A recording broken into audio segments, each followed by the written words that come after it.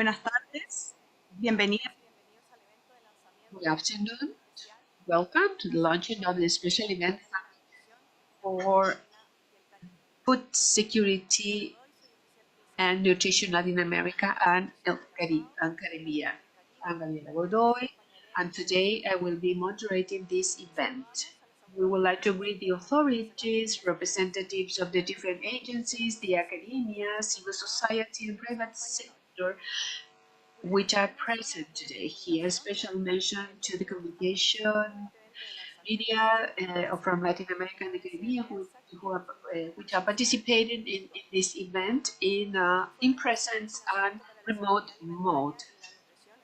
This launching of financing for food security and nutrition Latin America and the Caribbean presents the necessary analysis to eradicate hunger and financial flow related to the financial situation in the region and provide recommendations. This report is the starting point of the analysis on financing of food security and nutrition in Latin America and the Caribbean, which is known as SOFI. As for the nomenclature in English, there are quantitative indicators and concrete actions to fight malnutrition and hunger. The special report, which is presented today, was developed with FAO, the Economic Commission for Latin America and the Caribbean, ECLAC, the World Food Program, and the Inter-American Institute for Cooperation and Agriculture, ICA. We welcome the representatives and directors of which will be representing the different agencies which are part of this publication. Mr. Mario Lubekin, Regional Representative of FAO, Latin America and the Caribbean, Jose Manuel Saranar Sirinach, Executive Secretary of ECLAC, Madame Lola Castro, Regional Director of the World Food Program for Latin America and the Caribbean. We remind you, the participants in this event, that the chat is enabled in the Zoom room where you can upload your questions and comments. To begin with the presentation of this report, I would like to invite Mr. Mario Lubekin, Regional Representative of FAO for Latin America and the Caribbean, to take the floor. Thank you, Madam Moderator. Thank you, Jose Manuel Salazar, Executive Secretary of the ECLAC.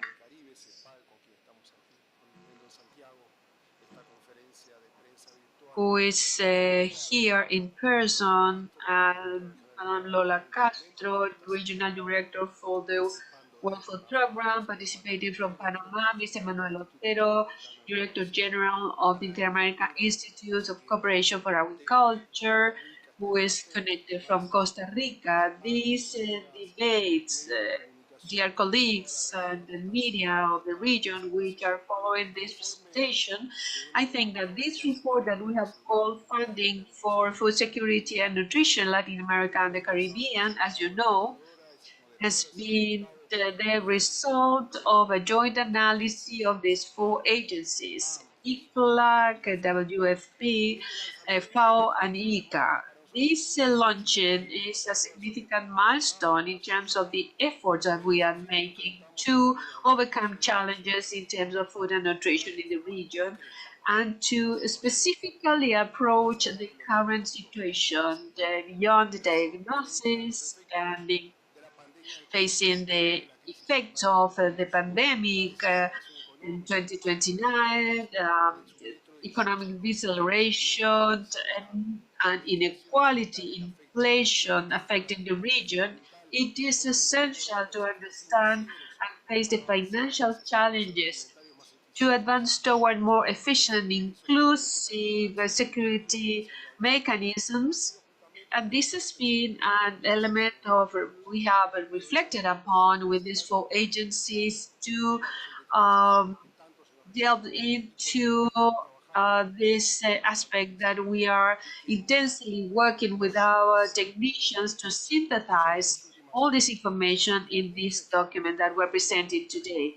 From 2021 to 2022, hunger in the region reduced from 7.0 to 6.5. That is 3 million individuals which are out of this condition. But we cannot say or mention this satisfaction when we have to remember the 43 million individuals in middle of hunger. And so by thinking that not all the region is equal and there are different sub-regional scenarios, that this progress has taken place in Latin America, in South America specifically, a great effort has been done in Mesoamerica and the Caribbean. Hunger has increased, unfortunately, going from 14.7 to 60.3 in 2022. 97.5% of the population in the region was affected by food insecurity in 2022. In contrast with 29.6%, which is the global figure. Reduction delayed of growth in less than 5 years being decelerated, and this is a clear sign. While overweight and children the same age has increased in the year 2000, exceeding the global average. External shocks and other persistent challenges are still affecting the supply, the food supply, and the cost of the healthy diets, which is now having impact in vulnerable populations and women's and exacerbating the inequality. And so this publication analyzes how Latin America and the Caribbean is facing the limited public resources to implement policies to fight hunger and malnutrition, and is providing recommendations to strengthen the financing. If we want to speed up the goals of SDG 2, zero hunger, it's important to explore the proposal for food and nutritional security with an approach of the agro food systems, identifying different funding for food security and malnutrition in Latin America and the Caribbean, such as dispensing food, the public expenditure, and agricultural supplies, international flow of funding coming from banking systems and capital or market systems. All this throughout the agri-food system, including agriculture and food supply chain, including the food programs and social protection systems and measures to propose more healthy environments are included in order to increase the real impact in reducing hunger and malnutrition. This document is provided different recommendations to optimize public budget and improve efficiency in terms of research and development through macroeconomic policies and regulatory frameworks. We think that it's essential to strengthen the compilation of information to end up with hunger, importance to eliminate financial barrier for family agriculture as something essential to ensure food security and a better nutrition, ensuring that school food programs include a procurement of food to local farmers and also technology for family farming and the agro-food system. This report offers estimates that the impact out of hunger and malnutrition represents 6.4% of GDP of the countries as being analyzed. In contrast, the average cost, the cost to work to bridge the gaps in terms of transference for healthy diet is 1.5% of the GDP. This is the first approximation to understand the magnitude of these challenges. When the 2030 agenda was adopted and hunger eradication as one of the main objectives of the SDG, there are devastating consequences in terms of productivity, economic growth, and health costs. It is not acceptable as it perpetuates the poverty circles that are intergenerational and of course hunger. If we do not change the trends, and the report expresses it clearly, numbers will only increase. The document that we are presenting today, from our perspective, is part of a process that we are approaching from FAO with other agencies that are part of the United Nations to delve into the analysis and not to limit ourselves to Latin America and the Caribbean, but together with other regions are also in the similar processes. These efforts will be included in the presentation of the status of food security in the world 2024 that will be presented by FAO and other United Nations agencies as part of the yearly report that is establishing trends, goals, and realities through which a very detailed analysis of finance and quantitative elements and actions that are concrete for hunger and malnutrition that will provide more data taking into consideration the globality of these elements. We think it is a great instrument that will be useful and a contribution in these efforts that we are making. Thank you very much. Agradecemos la presentación. We thank the presentation and summary of the report by Mr. Mario Lubetkin, and we would like to invite Mr. Jose Manuel Salazar Chirinac, Executive Secretary of ECLAC. And he has been acknowledged. Thank you very much, dear Mr. Mario Lubetkin, representative of the FAO, dear Lola Castro, Regional Director for Latin America and the Caribbean of the World Food Program, dear Mr. Otero, Director of the IICA, dear colleagues of all the press agencies, representatives of the civil society, producer organizations and academia, and international organizations who are joining us in this virtual launch. At ECLAC, we are very happy to have cooperated with FAO and the WFP and ICA in the creation of this document on the challenges of funding for food security and nutrition in Latin America and the Caribbean. It is important to remember that this is not our first effort. We have created a number of efforts in the challenges of this element, and according to FAO, the number of people that are suffering hunger have increased ever since the pandemic, and it is very high right now. At the same time, it is estimated that around 2 billion people are suffering obesity in Latin America and the Caribbean, as it was just mentioned by my colleague Mario Lubetkin, and it is estimated in 43 million the number of people that are subject to hunger. An important aspect to understand is that the increase of food security is more of a cost than offer at global level, and the access problems are all related to the configuration of the supply, the prices, and the incidence of poverty, as people that are in poverty, especially extreme poverty, cannot pay for basic food.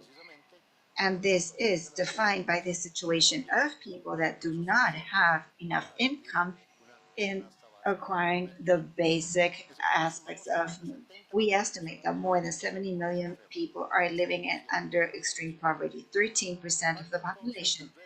Part of the challenge of reducing hunger and malnutrition is a challenge to reduce poverty, but incidence of poverty and extreme poverty in the region is much higher than 10 years ago nowadays. And this is given by the syndrome of low growth in the region, that growth 0.8%, less than 2% than it happened in the previous decade or in the 80s. With such low growth, it is almost impossible to reduce poverty and informality and to create quality employment. And this is a syndrome of low growth that is linked directly one of the reasons why there is an acute problem of food insecurity. Nonetheless, this is given the cost of food insecurity that are multiple. There are 15 regions that are net exporters and 18 importers.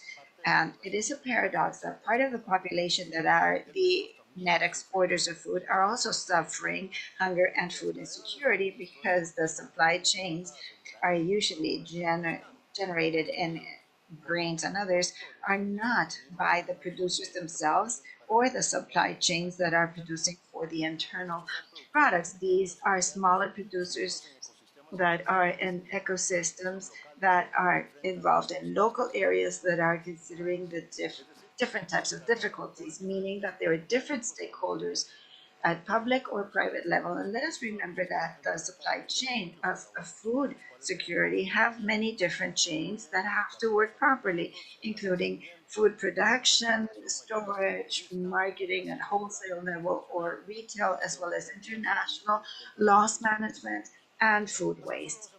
It is only 2 weeks ago that we presented the seventh report on the progress of this regional activity for sustainable development. And what this is expressing is going to be going to a 22% of, we saw that only 22% of the 2030 agenda targets have been achieved.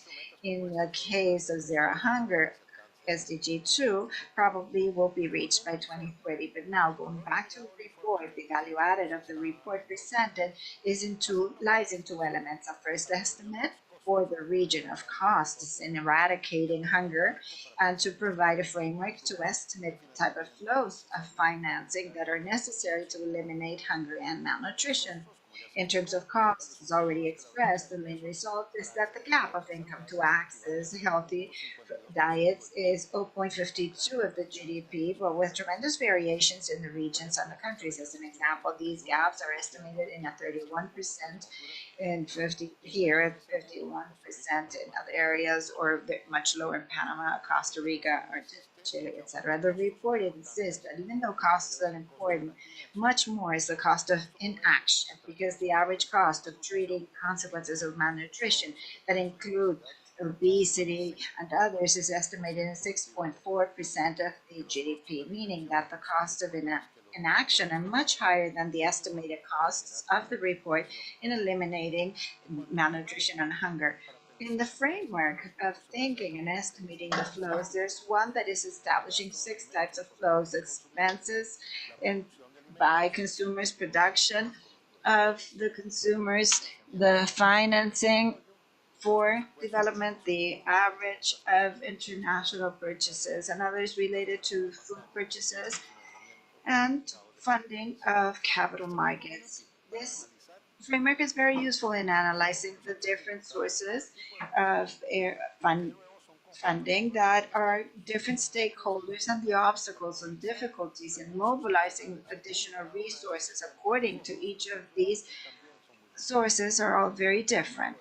In this framework, we see that future investment does not guarantee reduction of food insecurity or malnutrition. The wider topic is important, and it is important to adopt a system of agri-food systems. And as mentioned, it is not only a challenge of amounts produced, but access and purchase capacity, specifically for those people that are under poverty. In summary, this is a highly innovative report and establishes an application of this at national level in each country, which can provide many possibilities of creating roadmaps for the countries in the transition to agri food systems, guaranteeing more food security and uh, healthy diets free of malnutrition. And I would like to highlight the importance of this study for the plan of the nutritional security and eradication of hunger, SAM-SELECT 2030, as said in the Kingston Declaration of the 8th Summit of Heads of State and Government of the Community of Latin American and Caribbean States, CELAC. We hope and believe that the document presented here today will be a useful tool for Latin American and Caribbean countries to establish more accurate figures on the cost of financing, eradication of hunger, food insecurity, and malnutrition. And moreover, we stress the importance of establishing roadmaps in mobilizing more resources towards these goals, and thus accelerate the path towards hunger zero. Thank you very much. Agradecemos las palabras del señor José Salazar. We thank Mr. Salazar Chirinac's participation, and we invite Ms. Lola Castro, Regional Director of the World Food Program of the United Nations for Latin America and the Caribbean. Good afternoon, all from Panama, Mario, Jose Manuel, all of the colleagues of government, civil society, and communications media. It is a pleasure being here with you today presenting this important study, as it was already mentioned. And as we all know, currently in Latin America and the Caribbean, we find ourselves in a crossroad. It has been mentioned that Latin America and the Caribbean is the main exporter of foods to the world. Nonetheless, we are at the same time approaching or confronting a crisis of hunger and food insecurity, or not access to proper diet, meaning that we will be in danger of reaching SDG 2. This report presented here today provides us with a number of political proposals and interventions to be able to tackle those situations altogether, in ensuring that we have an approach towards necessary financing that will mitigate food security and malnutrition in our region. It is necessary to mention, as already expressed, that the not reaching these goals has a cost, and SDG 2 has a tremendous cost for the region. We all know that we have the most expensive diet of the world of $4 per person per day, which is much higher than other regions. We all know as well that this expensive diet and the lack to access to food creates double burden of malnutrition in our region. There are households where we have not only malnutrition but obesity coexisting in the same home, and it is a public health crisis. We know that there is a GDP that reaches 16% per year in some countries, according to the ECLAC study and the PMA. This is how, in this study, we are seeing how we will have a concept plan to a wide array of financing, considering the different flows within the food systems. It is also important to see how the study highlights how to put together the different sectors, the private and public sectors, the development agencies, the different financing institutes, with governments and civil society, and with all stakeholders, so we eliminate hunger and malnutrition, which is one of the multiple regional challenges. As the World Food Program, WFP, will continually working with the different agencies and governments, and we see four factors that are part of this activity. One is climate crisis. We know that we have 40% of the natural phenomena that occurs in our region, the extreme situations, and it is a possibility that we will have access to climate financing and thus have more anticipatory actions for multiple countries, and that we can still continue to invest in biodiversity and improve our food security and nutritional security. We also need to invest in our micro and macro insurance, as we have seen this year with people that have been affected by El Nino drought, how when they had access to micro insurance, they have been able to overcome their situation and be able to plant new crops and have different products.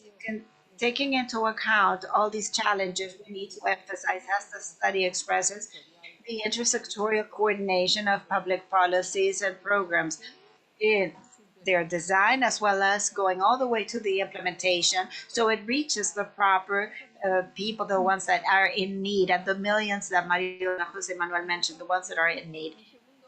And the second element that we have dealt with in the study is how these social protection programs really become critical tools as strategies in ensuring the access to a healthy diet, especially for the most vulnerable population, children. And it is in this sense those that do not have access to a diet or that are affected by the crisis and the shocks. So the school feeding programs have been presented for more than 85 million children that access healthy foods in their schools, thanks to the family farmers that add the product but also sell it fresh in schools. It is very important that we participate in those national school feeding programs, as this mitigates the effects of the crisis in schools but also in the families, and provide a varied and healthy diet so that they can continue going to school, and we can break that gap of education that we have in our region. Another area that is also really important is to think how positive it is to have the local purchase systems. When we talk about large productions, we can think of the local production chains, efficient, close to markets, producing foods that are nutritious, but not only general nutritious foods, but also go back to the old systems that are being lost in our tables in Latin America and the Caribbean that are important. So how can we accept and include them in the region? This is a great opportunity that we have in our region to continue with sustainable food chain. And also to mention that in this study, we have related this with other studies that we have done before, promoting value chain efficient and inclusive. And we have made some studies where we have seen the impact of the local procurement in Guatemala and Honduras over the last 10 years. We have bought around 14,000 metric tons of products. And what are the multiplying effect of this local procurement, which are extremely important, creating 42,000 sources of employment? And how can we have an annual gross margin per farmer of $1,800? So this is a benefit for the farmers, which take them beyond international line of poverty, which can make them having access to market. It's important, and all this financial research is translated to the people affected by the crisis that we have experienced, and reducing the people which are affected by malnutrition. So it's important to see not only in terms of isolation when dealing with the food security and in the region to have a response to the multiple crises, but also to provide solution and to optimize costs and to take advantage of the progress. Regional initiatives such as the food systems, roadmaps, and other activities, social protection, nutrition, and school feed are some effective systems which are working, which can take us to reduce poverty, malnutrition, and hunger in our region. Thank you so much. Thank you, Madam Castro, for this important intervention. To finish with the intervention of the participating agencies, we invite you to watch a video sent by Manuel Otero, Director General of Inter-American Institute for Cooperation on Agriculture, ICA. Dear authorities and colleagues of the different international organizations, it's a pleasure to me as Director General of ICA to participate in this important work of launching of this work on the financing for food security and nutrition in Latin America and the Caribbean. I would like to highlight two aspects. First, the importance of the joint work supporting the countries of our region, and the importance of funding for food security and nutrition, which is the core of this, the core element of this document. I would like to emphasize the importance of this coordinated work with international agencies. I mean, FAO, ECLAC, WFP, the governments, and which have pressing challenges which are articulated with global initiatives which are related to 2030 agenda, Paris Agreement, and other commitments undertaken in terms of nutrition, water, desertification, biodiversity, and others. The set of problems and demands, whether internal or external, can be a burden for our societies and governments, which are facing every day increasing challenges. So our task as international agency is to provide them with all possible support to face those challenges, and we need to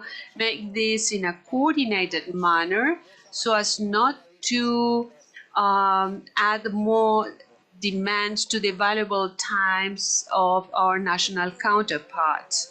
This study shows the fruitful results of working jointly in a coordinated manner. So that's why, dear Mario, Jose Manuel, it's a pleasure for ICA to participate in this, and it's an obligation with our citizens of Latin America and the Caribbean to move forward.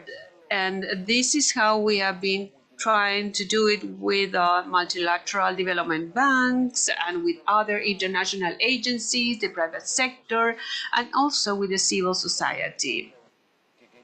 The second point I wanted to highlight is the importance of funding for the development in general, but putting a special care in eliminating hunger and malnutrition, aspects which are essential to SDG 2.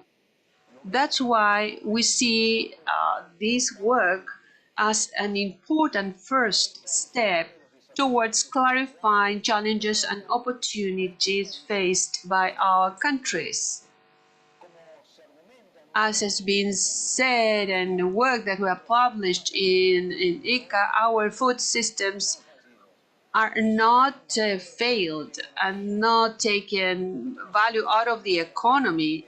That doesn't mean that we don't have problems to resolve, but it's time to recognize what and acknowledge what we have made from the 60s, from the 50s, when some people say that general famine was something unavoidable. But on the contrary, we went for feeding 3 billion people, 8 billion people globally, with a per capita production of calorie and other nutritional elements significantly higher than those of 60, 70 years ago. In average, prices have been below the prices of the 60s and 70s, and using just 10% more than agricultural land. And this has been the result of technical and technological advances. And as I said before, of course, we still have problems. 1 out of 10 individuals in the world is experiencing hunger. 1 out of 4 individuals in the world have serious problems of obesity. Latin America and the Caribbean, more than 40% of the global population doesn't have enough income so as to have access to a healthy diet. High percentage of the population, the poor population in the world, are working in food systems such as the small producers with low salaries, and producers in the informal sector in the different parts of the value chain of food. The food systems represent about 1/3 of global emissions of greenhouse gases, and in Latin America and the Caribbean, more than 2/3 of greenhouse gases emission, while at the same time they are vulnerable to the meteorological phenomena, which are increasingly frequent, and of course ending with climate change. That's why we need operational programs and plans to focus on those challenges. With a specific approach, a determination of different policies, redefinition of the institutionality, a clear estimate of costs, and how these activities will be funded. The document shows that our countries have no detailed studies about costs to attain these goals. Zero hunger and any ways of malnutrition has been mentioned by SDG 2. If we don't know how difficult it is to achieve those goals, it's difficult to discuss about plans and programs to attain them. And so the task that we have now is to carry out country analysis in terms of comprehensive plans and programs to strengthen the food systems. operationalizing objectives, instruments, and the institutionality available with clear cost estimates, and of course, funding. Ministers of Agriculture of the Americas, they have entrusted us to work all together for a continental alliance for food security and sustainable development. That's why this work with FAO, ECLA, and WFP are part of these efforts. ICA is always available, and member state as well, to achieve these objectives, working together with our colleagues of the Inter-American systems.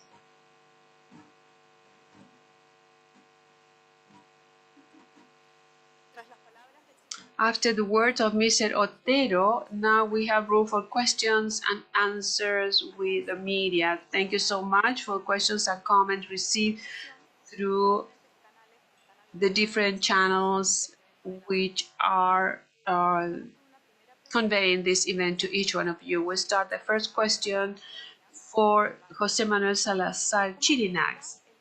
How low economic growth over the last decade affect the high levels of poverty and inequalities in Latin America and the Caribbean? How this affect to funding of food security? Thank you so much for this question.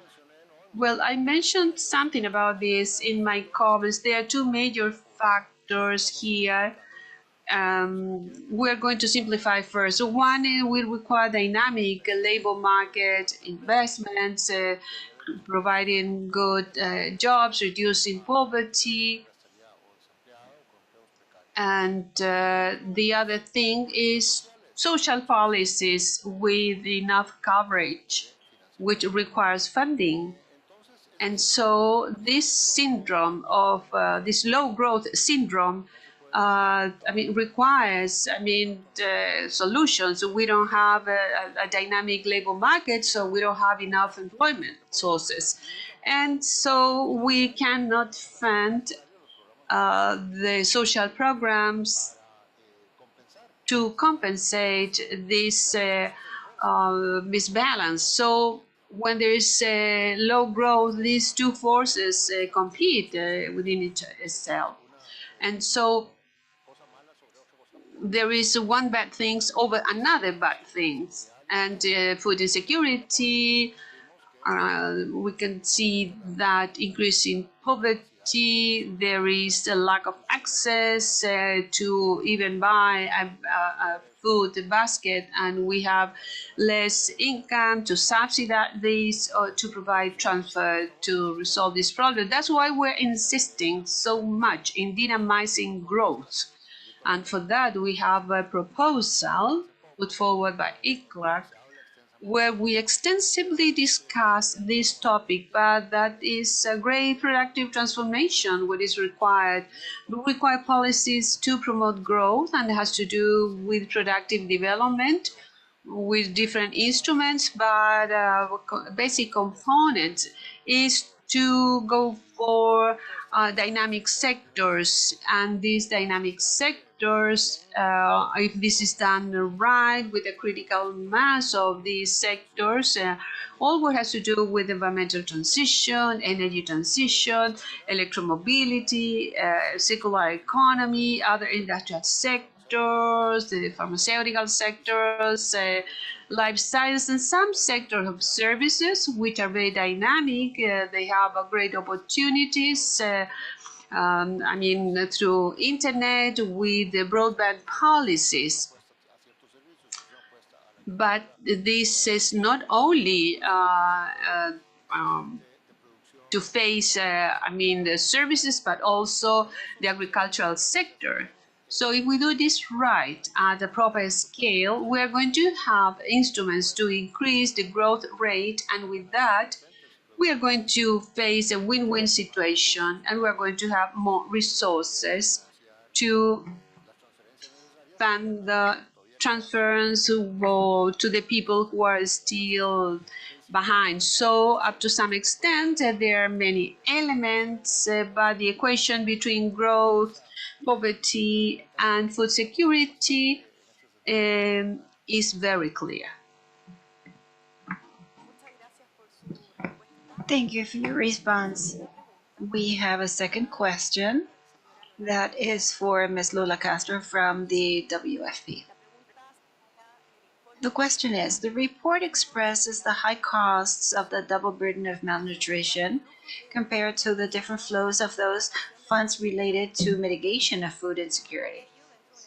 This within a fiscal space that is quite reduced nowadays. So how is it proposed to optimize the public budgets for food security and nutrition? Thank you, Daniela. That is a very important question. I believe that all governments in the region are really trying to hold social protection systems that are well aligned, that are all complementary and intersectorial. The fiscal space, as Manuel just mentioned, is very reduced nowadays for investments. So if we have a fiscal space that is very small for investments in any area, we have to ensure that this properly identifies the people that are in food security and nutrition. And then we integrate them in these social protection systems that are intersectorial, meaning that we have nutrition or malnutrition indicators in these social protection systems, that we have indicators for care to education for children that are out of school, that we have all these indicators, and that we're not double folding the resources, providing the same family at different times with these transference. These are social systems that are intersectorial, and we believe that governments in the region are all focused in carrying out this work and thus try to reduce negative indicators that are in the region through a transference that is well focused to vulnerable families and with more poverty. That should be the way in which it is done, and it is extensively being done in all the countries that we know. Thank you very much for your response. I would like to offer the floor to IICA in responding to the next question. One of the flows of funding that have been discussed in the document are the international development funds. Which are the possibilities of increasing the scale?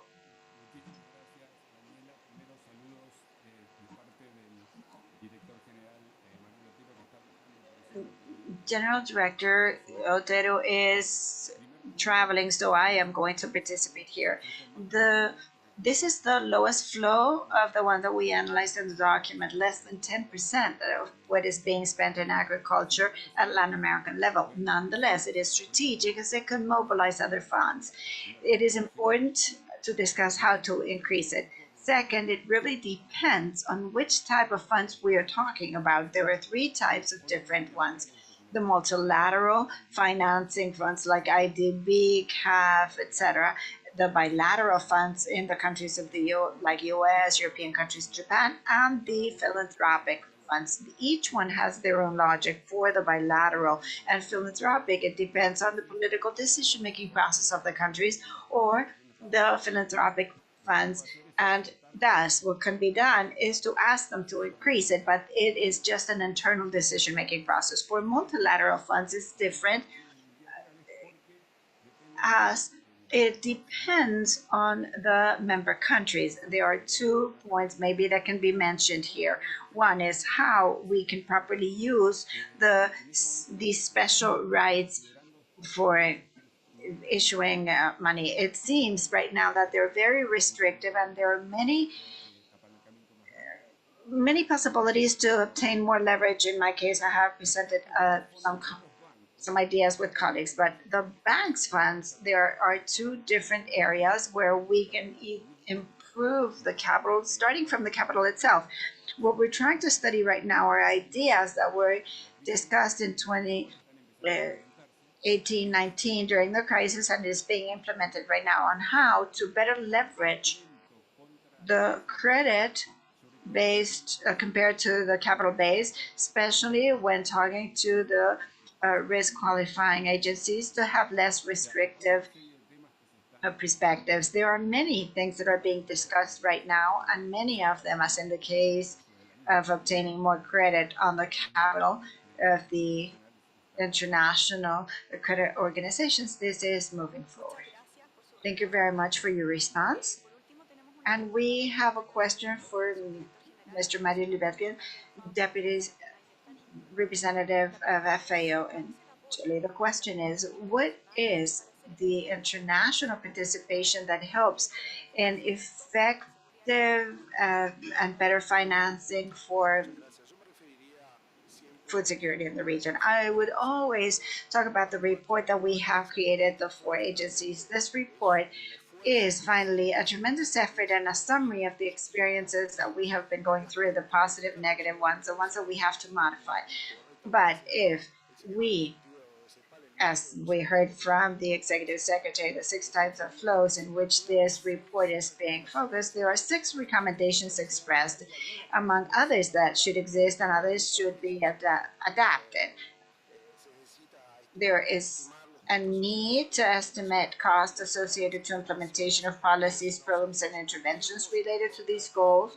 It is about improving the information in the region and the countries. There's a need for macroeconomic, commercial, and others that promote all these activities. It is necessary to optimize the public budget, and I'm talking about expenses in the food security and nutritional aspects. We should focus, as previously expressed by the representative ISA, and the international development flows, and we could there be able to understand the barriers that exist in the capital markets and others. I believe that is a joint effort that is very specific, where I believe we need to add, as already well expressed by the executive secretary of ECLAC, the different scenarios that exist in this area. And our colleague from the WFP, all this have a very strong dynamic in dealing the different topics. I'm talking about SAN-CELAC program. In this SAN-CELAC program 2024, and this is being presented very strongly, and it is a thought of all the countries of Latin America and the Caribbean. And I am talking about what the colleagues have expressed, the roadmaps of at least 16 countries in the region are working all together with the civil society, the private sector, the academia, and others, to try to provide a coherent effort in a transformation process. And I am talking about the attitudes of the presidents, the different ministers that nowadays are seeing this completely differently. We can also talk about the responsibility of parliament members that just met in Antigua, Guatemala, where one of the main points they talked about were the financing mechanisms. I would say that this is a process where this helps in the process. We should believe it is not